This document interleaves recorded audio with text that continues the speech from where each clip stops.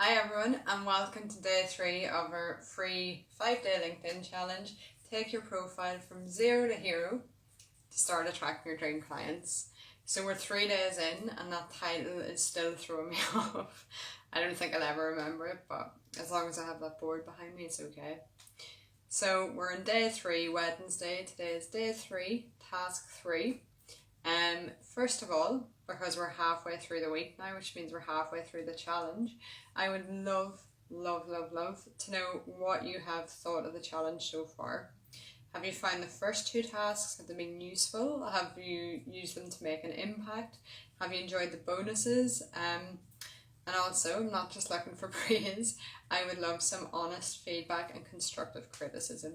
So if you're sat there looking at your laptop and you're like, oh my god, Blannon, you keep missing this out, or if my accent's really annoying, I don't know. I can't change that. But if you feel that there's something I'm missing out, please let me know. Because I actually had somebody in the group saying to me today about writing the tasks down for those who can't watch the videos, which is a fantastic idea. And I am going to do that and send it out via an email to everybody in this challenge so that there's literally a step-by-step instructional what to do for each task. So that's really cool, extra value. Okay, right, today let's get into task 3. So today is all about the bio on your LinkedIn profile. So day 1, we covered the banner and the profile. Day 2, we covered that all-important headline. So now it only makes sense to cover your bio. So before we begin, disclaimer, there's no right or wrong for a LinkedIn bio. There's no one size fits all, because I've seen different variations of a bio going around. Some people actually speak about themselves in third person, or maybe they just get their friends to write it, I'm not too sure. But if you check on LinkedIn, look, there's lots of different variations, and that's okay, because what works for me may not suit somebody else and vice versa. But what I'm going to talk you through now, this is how I do it, and this is how I advise my clients to do it, and it's fantastic, it works. So you might find something else that you prefer, that's absolutely fine, but this is what works for us. So firstly, when it comes to your LinkedIn bio, the beginning is the most important. So I'm talking about the first 2 to 3 lines. The reason this is so important is because when somebody lands on your profile, it doesn't just automatically open up your entire bio. There'll be a little button that says click here, or click to read more, or something of that sentiment. So what your job is your job is to get the person on your profile to actually click read more, or whatever that button says. So the first 2 to 3 lines, they need to catch the user's attention, and just reel them in. Like, I'm not talking about a clickbaity way. I'm just talking about, like, look at my profile, look at the opening line. So the opening line is similar to my headline, but with the bio on, like, the headline, you've got a lot more space so you can sell yourself. So the first couple of lines, catch people's attention and start selling yourself. So when I talk about selling yourself, I know sales makes some people uncomfortable. We do have people in this group from all over the world, which is wonderful. But anyone in here from the UK and Ireland, you're going to recognise this. Selling ourselves makes us uncomfortable. I don't know what it is, if it's the water, but we're very, like, humble and so modest to a point that it's probably our fault. But we don't like to brag about ourselves. But you need to leave that at the front door, and you need to start selling and bragging about yourself. So yeah, first 3 lines, 2 to 3 lines need to be so important. They need to say who you are, who you serve, and what you do. So similar to the headline, but on a bigger scale. Next, brag about yourself, talk about yourself, share your wins. So if you've done something amazing for a client, like you've got a fantastic case study, or let's say you're a Facebook marketer and you took somebody's Facebook ads, you've made a campaign and you've 10 times their ROA or their ROI, talk about that in your profile, because for me that would be so interesting. Think about if you've done something amazing for an ideal client that you know is going to interest other clients, talk about it. Like, do not leave that out. You're just leaving money on the table. So again, say for example, when we do Instagram for clients, we can easily get anywhere between 60 to 100 leads into their Facebook group every month. So we need to talk about that on LinkedIn. I'm saying this now and I haven't updated my bio just yet, but I will do to include that.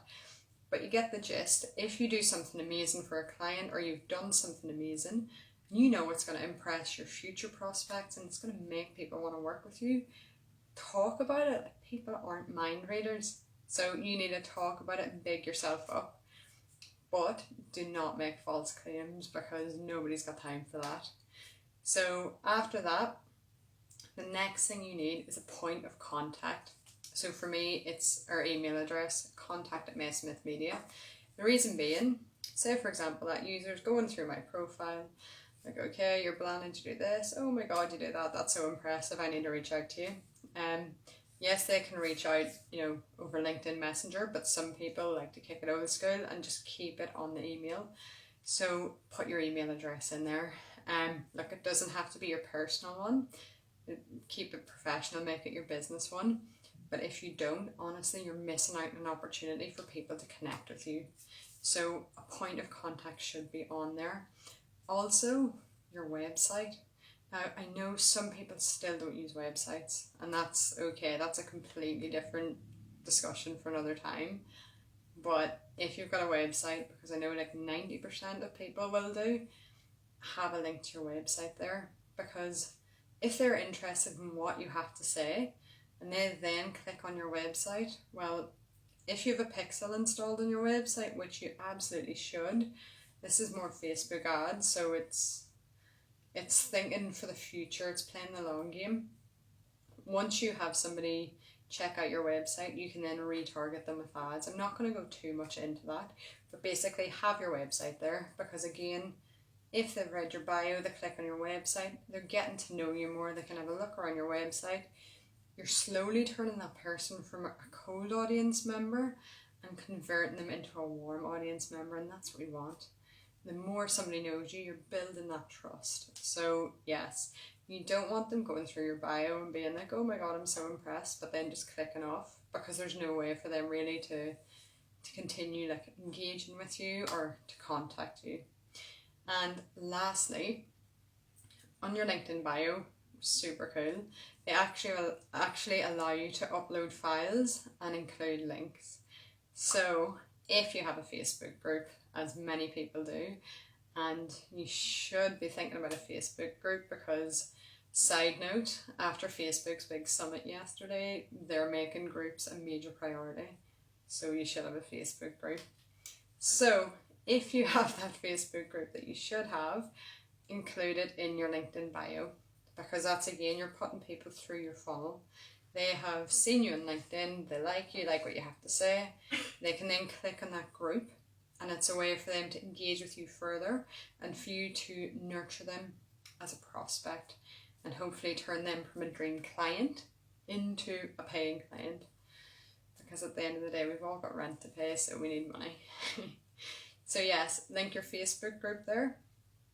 And also you can add an attachment if you've got like an ebook or a lead magnet, put it out there. If you've got something of value, get it in there. That's the point. The bio is like your real estate. There's a lot of space there, so you can do everything that I've said. So you can shout about yourself, sell yourself, share your results, brag about yourself. Also share an email address, put your website on there, and again, put your Facebook group on there, or your ebook or lead magnet. So it is that simple. And remember, the first 2 to 3 lines need to be super compelling, because you want that person to click on the read more. So that is today's task. Update your bio with everything I've mentioned in this video. So first 2 to 3 lines, make them compelling, include some positive, sell yourself, include results, brag about yourself, include a point of contact, such as an email address, include your website, and lastly, include, if you have them, your ebooks, lead magnets, or a Facebook group. So include all of that. So that is today's task.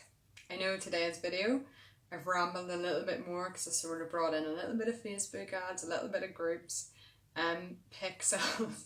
So if any of this has went over your head or there's anything you need help with, please just let me know in the comments below, because the chances are if you have a question, there's a good chance somebody else in this group will have the same question, and there is no such thing as a stupid or silly question. So do not be afraid, reach out. That is today's task. I hope you've enjoyed that. I hope you're enjoying the challenge, and I cannot wait to see you again tomorrow and share even more value and drop a couple of bonuses, because that's what we do here at May Smith Media. So enjoy the rest of your Wednesday, and I will speak to you soon. Bye.